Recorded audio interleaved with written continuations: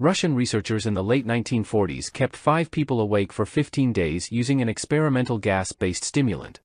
They were kept in a sealed environment to carefully monitor their oxygen intake so the gas didn't kill them, since it was toxic in high concentrations. This was before closed-circuit cameras, so they had only microphones and 5-inch thick glass porthole-sized windows into the chamber to monitor them.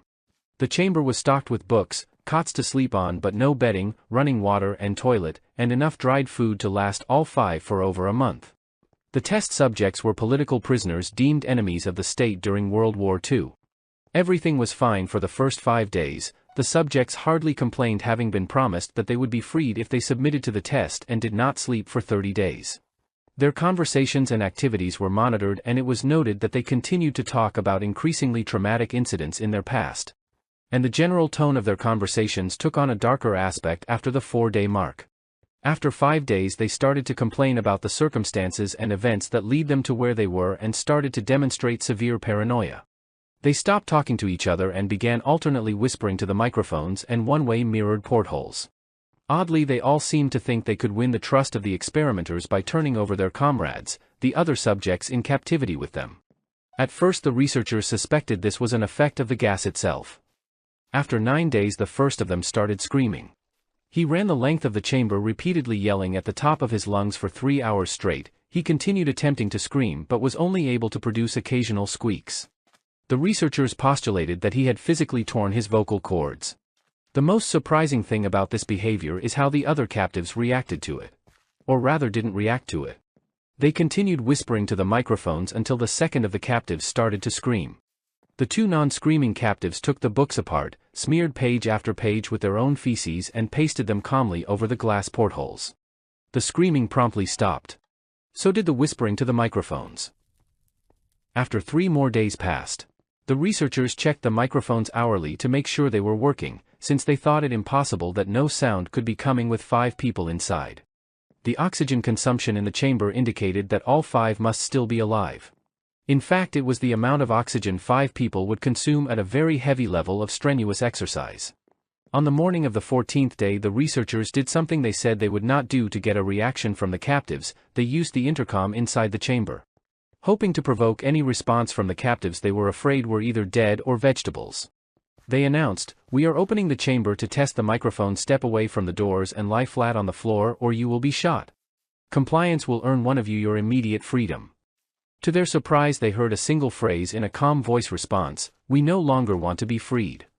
Debate broke out among the researchers and the military forces funding the research.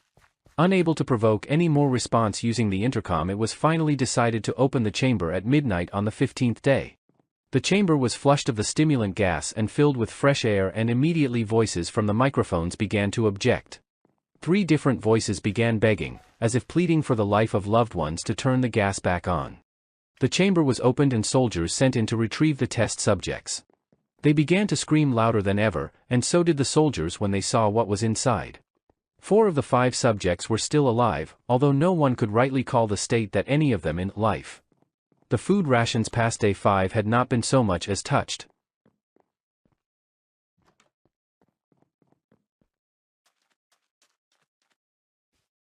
Dead test subjects' thighs and chest stuffed into the drain in the center of the chamber, blocking the drain and allowing 4 inches of water to accumulate on the floor. Precisely how much of the water on the floor was actually blood was never determined. All 4 surviving test subjects also had large portions of muscle and skin torn away from their bodies. The destruction of flesh and exposed bone on their fingertips indicated that the wounds were inflicted by hand, not with teeth as the researchers initially thought. Closer examination of the position and angles of the wounds indicated that most, if not all of them, were self-inflicted. The abdominal organs below the ribcage of all 4 test subjects had been removed. While the heart, lungs and diaphragm remained in place, the skin and most of the muscles attached to the ribs had been ripped off, exposing the lungs through the ribcage. All the blood vessels and organs remained intact. They had just been taken out and laid on the floor, fanning out around the eviscerated but still living bodies of the subjects. The digestive tract of all 4 could be seen to be working, digesting food. It quickly became apparent that what they were digesting was their own flesh that they had ripped off and eaten over the course of days. Most of the soldiers were Russian special operatives at the facility, but still many refused to return to the chamber to remove the test subjects. They continued to scream to be left in the chamber and alternately begged and demanded that the gas be turned back on, lest they fall asleep. To everyone's surprise, the test subjects put up a fierce fight in the process of being removed from the chamber. One of the Russian soldiers died from having his throat ripped out, another was gravely injured by having his testicles ripped off and an artery in his leg severed by one of the subject's teeth. Another 5 of the soldiers lost their lives if you count ones that committed suicide in the weeks following the incident.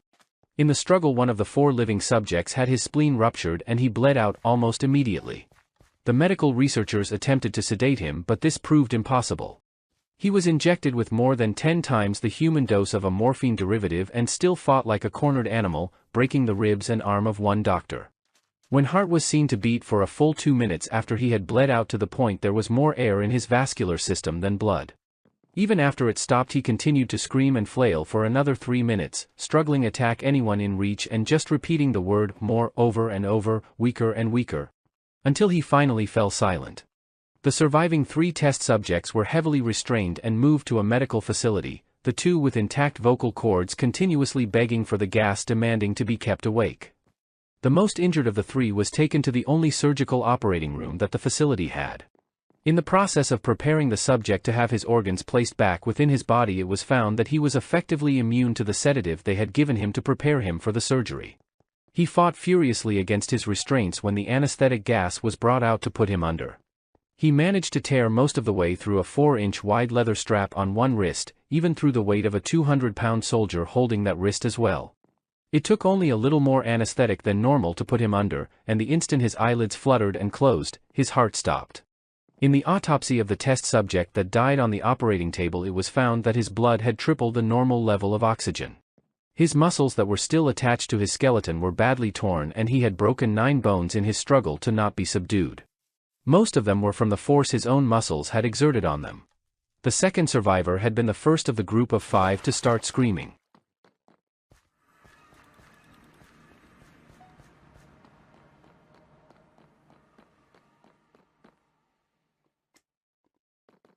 His vocal cords destroyed, he was unable to beg or object to surgery, and he only reacted by shaking his head violently in disapproval when the anesthetic gas was brought near him. He shook his head yes when someone suggested, reluctantly, they try the surgery without anesthetic, and did not react for the entire 6-hour procedure of replacing his abdominal organs and attempting to cover them with what remained of his skin. The surgeon presiding stated repeatedly that it should be medically possible for the patient to still be alive. One terrified nurse assisting the surgery stated that she had seen the patient's mouth curl into a smile several times, whenever his eyes met hers. When the surgery ended, the subject looked at the surgeon and began to wheeze loudly, attempting to talk while struggling. Assuming this must be something of drastic importance, the surgeon had a pen and pad fetched so the patient could write his message. It was simple: keep cutting. The other 2 test subjects were given the same surgery, both without anesthetic as well, although they had to be injected with a paralytic for the duration of the operation. The surgeon found it impossible to perform the operation while the patients laughed continuously. Once paralyzed, the subjects could only follow the attending researchers with their eyes. The paralytic cleared their system in an abnormally short period of time and they were soon trying to escape their bonds. The moment they could speak, they were again asking for the stimulant gas. The researchers tried asking why they had injured themselves, why they had ripped out their own guts, and why they wanted to be given the gas again. Only one response was given: I must remain awake.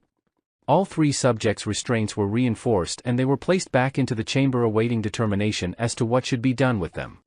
The researchers, facing the wrath of their military benefactors for having failed the stated goals of their project, considered euthanizing the surviving subjects. The commanding officer, an ex-KGB, instead saw potential and wanted to see what would happen if they were put back on the gas. The researchers strongly objected, but were overruled. In preparation for being sealed in the chamber again, the subjects were connected to an EEG monitor and had their restraints padded for long-term confinement. To everyone's surprise, all 3 stopped struggling the moment it was let slip that they were going back on the gas. It was obvious that at this point all 3 were putting up a great struggle to stay awake. One of subjects that could speak was humming loudly and continuously. The mute subject was straining his legs against the leather bonds with all his might, first left, then right, then left again for something to focus on. The remaining subject was holding his head off his pillow and blinking rapidly. Having been the first to be wired for EEG, most of the researchers were monitoring his brain waves in surprise. They were normal most of the time but sometimes flatlined inexplicably. It looked as if he were repeatedly suffering brain death, before returning to normal. As they focused on paper scrolling out of the brainwave monitor, only one nurse saw his eyes slip shut at the same moment his head hit the pillow. His brainwaves immediately changed to that of deep sleep, then flatlined for the last time as his heart simultaneously stopped. The only remaining subject that could speak started screaming to be sealed in now. His brainwaves showed the same flatlines as one who had just died from falling asleep. The commander gave the order to seal the chamber with both subjects inside, as well as 3 researchers.